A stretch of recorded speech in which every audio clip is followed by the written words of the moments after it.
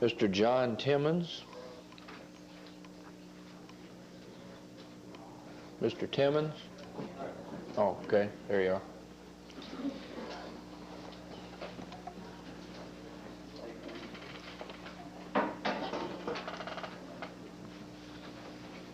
I have some slides to go along with this presentation.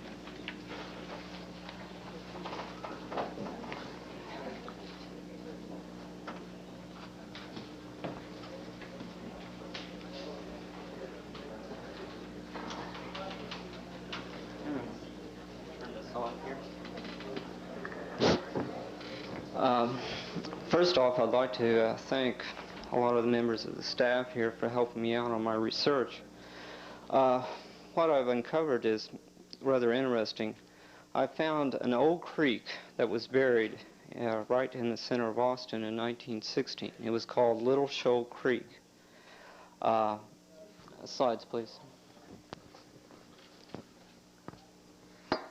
And Little Shoal Creek still exists today.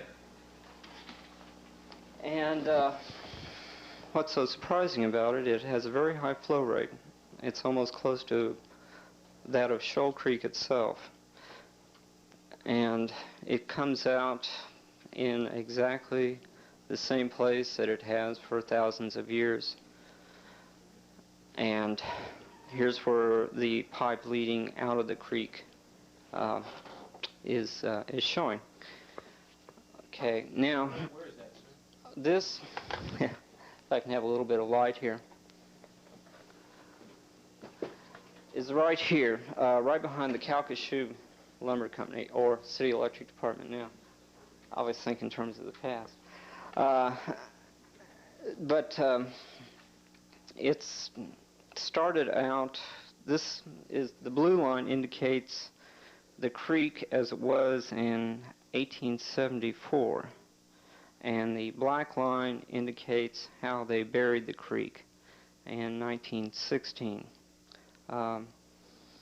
Now, how they buried the creek is really what's interesting. I just found out this week, and this system they used to bury it was really the first storm sewer system in the city, and it's also the largest storm sewer system in the city. Lights, please. This is a tunnel made of cut stone, and it runs for almost 10 blocks, going up from about 5th Street all the way up to about 15th Street. In between this cut, in between 5th and San Antonio, right at this spot here. That's in between Nueces and San Antonio. And it runs all the way up to 15th Street. Usually, it varies along Nueces Street, you know. But in between this archways are the old original cut stone bridges that I just found. And there's It's not Austin. no, I'm the first person to see this in about 30 years. I got down there, when was it, last week, and with the help of your staff, and got some photographs of this this drainage system. It's just absolutely incredible. Can I have a minute more time here? It's absolutely incredible. The amount of work it took to build a stone archway for almost 10 blocks, you know. Not to mention this cut stone bridges that really nobody's ever known about. All I had to go on, a month and a half ago, I was just speculating on the existence of the creek. Now I'm finding out it has just a real high flow rate, and it's not going to surprise me at all to find out that during the summertime that it may have even a higher flow rate than Shoal Creek itself. You know, and these stone bridges, let me see here. Now that's shooting up at one of the stone bridges. This bridge was about 20 foot high. You know, as you walk along this long stone-cut corridor, you'll come into a great big open space, like a nice big room, and then you're underneath one of the bridges. You know, and this goes on and on. Now, unfortunately, the largest bridge that was on this creek bed I wasn't able to get to because the water got a little bit high, and that's on 6th Street. You know, here's some more of the stonework. Yeah, and this is another one of the bridges, some of the stonework.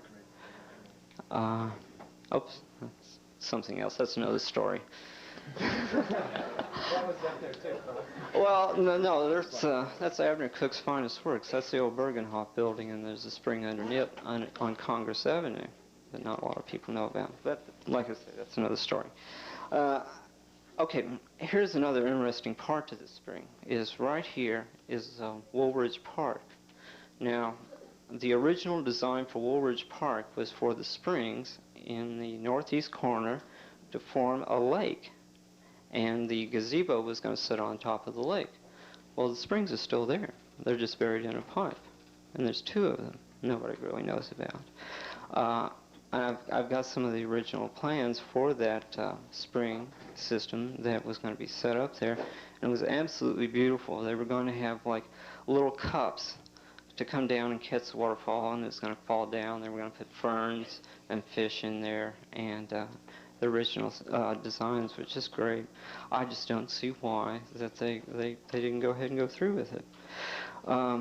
Now, where this spring is coming from, and it is a real high flow rate, is what surprised me, was the spring starts at the end of a fault line, somewhere up around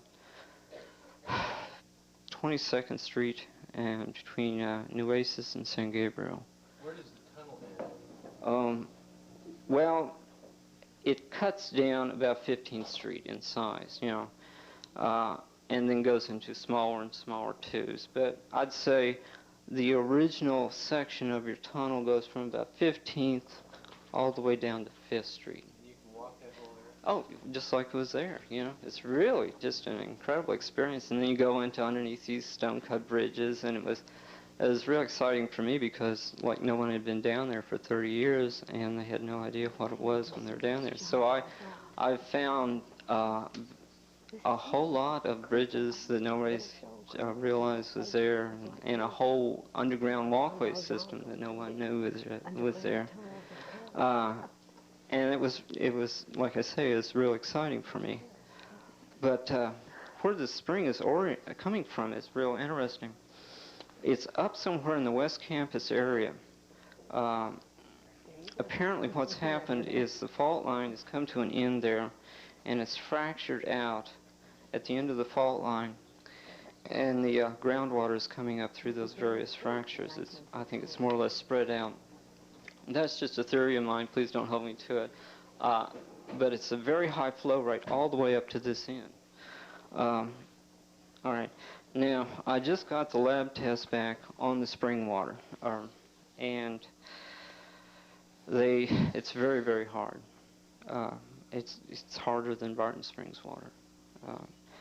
I got it back. I got these lab tests about 2 hours ago, and I've been sitting over there trying to analyze them and figure out exactly what strata they come from, and I haven't quite been able to do it yet.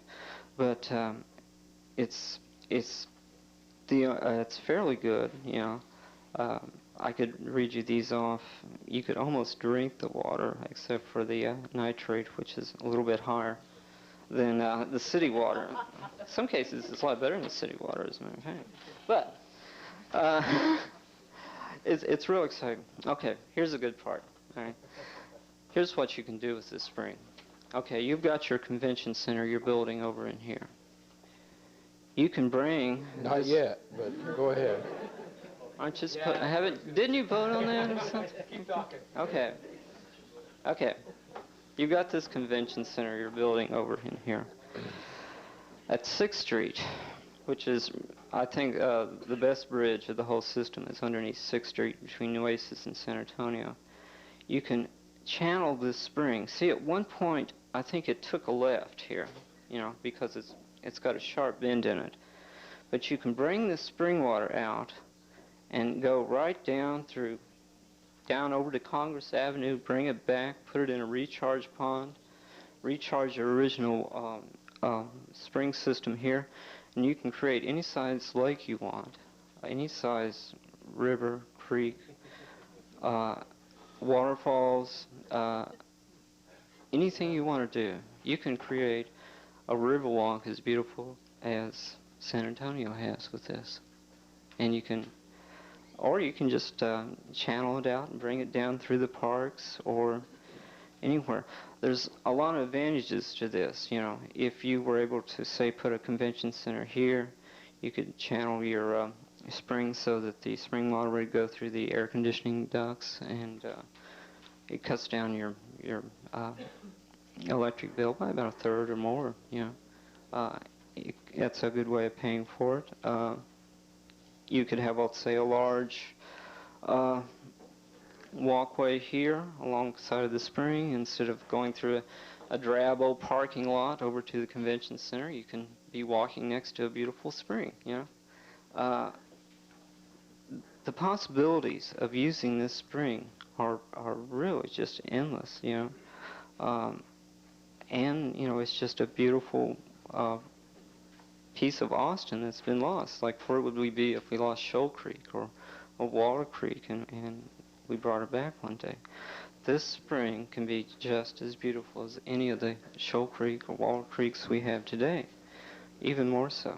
And the possibility of bringing it back up out of the ground and using it in the convention center, I think, is a very good one. I think it should be looked very seriously from you folks. Like I say, a month and a half ago, I was only speculating on the existence of this spring. No one really knew about it. And through the help of staff, I've been able to uncover a lot of information that it did exist, and it has a high flow rate, and it's fairly good water. And it's constant water that you're going to have through the summertime. It's a real nice discovery, you know. And I'd really like to see the council use it. Also, I'd like to see the original springs in Woolwich Park reactivated in that design come back. Yeah.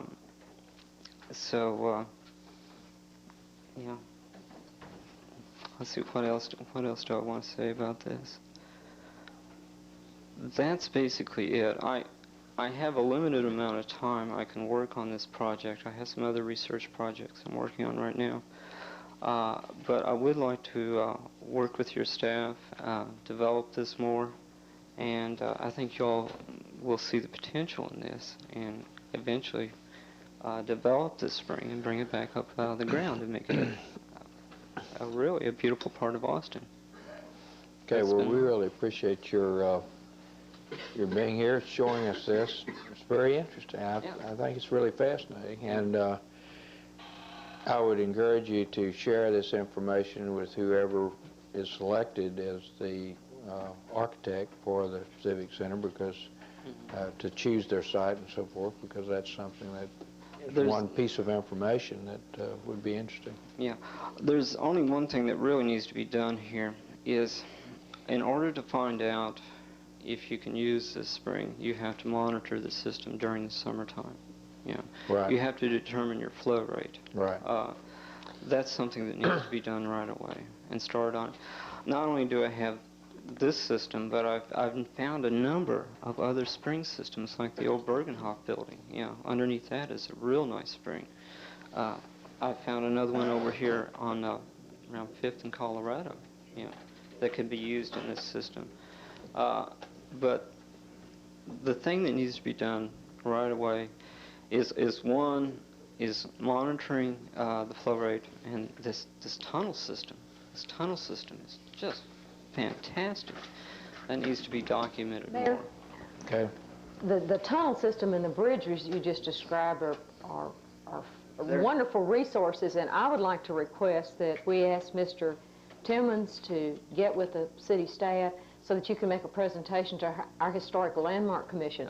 Because based on the data they already have and the data you've assembled, I think there could be a real enrichment of information, and that we might want to take specific action regarding some of the protection of it. Tunnel work that you described, because it 1916, I believe you said? Well, yeah, the tunnel was built in 19... I would like to request that, Mayor, of city staff, that they arrange for Mr. Timmons to make a presentation to the Historic Landmark Commission. Good. Yeah, you see, on one of these... I think it'd be good for us to determine what might be involved in monitoring the flow of the spring too, what equipment we have to do that, and Yeah, what kind of staff time and so forth that Yeah. might be necessary. like I say, I'd be glad to work with you on this and developing this a little bit more. But I don't know exactly which department to go to. As far as the Landmark Commission goes, I'm one of these people that very rarely misses a Landmark Commission meeting. I'd be glad to talk it over with those people. But this is just a fabulous resource here. That, Okay. Thank you you can very use much. later. Appreciate Okay. your being here.